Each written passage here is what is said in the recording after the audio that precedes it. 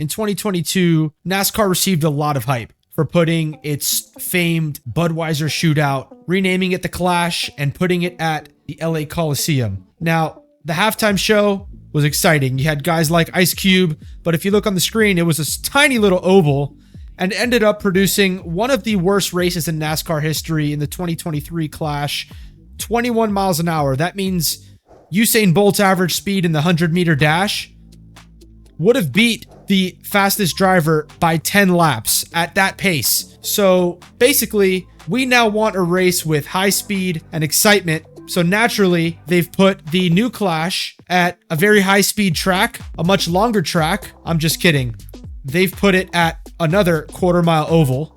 So we're going to have to see what happens in this year's Clash, a little tiny little racetrack. So not really sure what to expect, guys, but let's get into 5 predictions that I have for this year's Cookout Clash at Bowman Gray Stadium.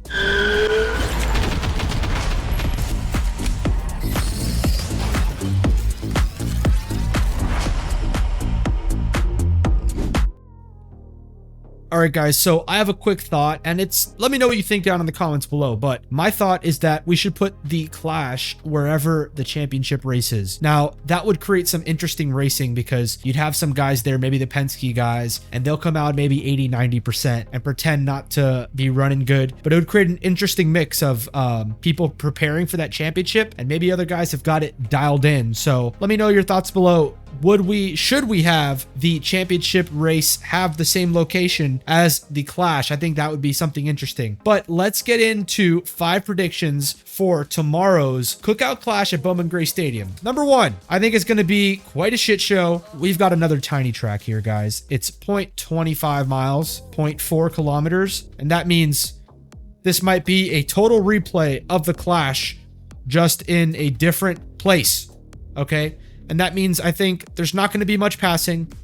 You know, these are still the next gen cars, and I just don't see an opportunity if you're driving on this tiny little track that you're going to see much passing. So little to no passing, single file racing. I just don't know how they're going to try this same thing again. It's like, okay, the Clash didn't work. Is it because of the location that it was in? Or is it because of the type of car you have and the type of track you chose? Maybe you have to do something different. The definition of insanity is doing the same thing over and over. So let's get into prediction number 2. And that is that Mr. KFB himself is going to do something similar that he did in the 2022, 2023, 2024 Clash. He is going to finish super highly, guys, but I do think the curse of Kyle Busch is going to remain a constant. I think Kyle Busch qualifies second and finishes second at the Cookout Clash. Now, prediction number 3. I think Mr. Briscoe in that 19 car is going to start extremely strong out of the gate.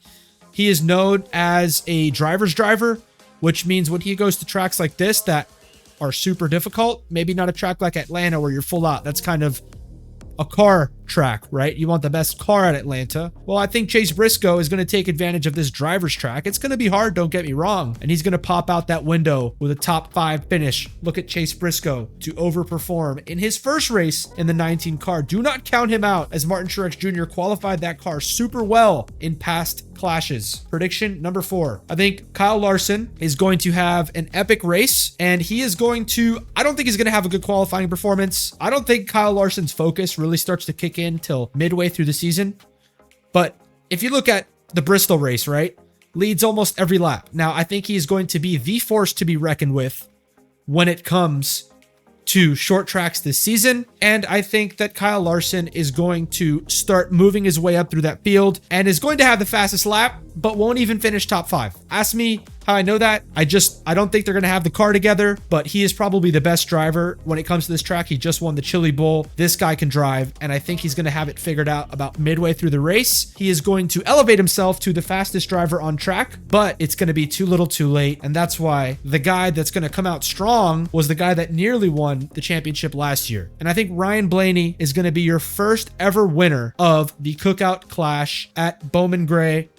I think Ryan Blaney moves his momentum from last year, where he was able to pick up the dub at Martinsville, securing his spot at the championship 4. I think Ryan Blaney is going to qualify somewhere in that top 5 and slowly sneak his way up through the field. And ultimately, he's going to win this race. Guys, I'm super excited to get into this 2025 NASCAR season. If you guys are new to the channel, make sure to subscribe, hit the notification bell. I'm going to have a lot of new NASCAR content on the way for you this season.